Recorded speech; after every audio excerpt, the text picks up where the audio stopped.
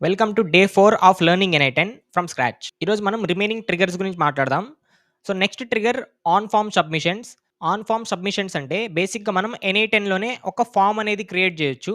And ఇదే ఫార్మ్‌ని మనం ఇంటర్నెట్‌లో యాక్సెస్ కూడా చేయొచ్చు. ఇక్కడ యాడ్ ఫార్మ్ ఎలిమెంట్‌ని క్లిక్ చేసినప్పుడు మనకిక్కడ క్వెషన్స్ అనేదొస్తుంది. అండ్ దాని టైప్ అనేది ఇక్కడ చూడొచ్చు.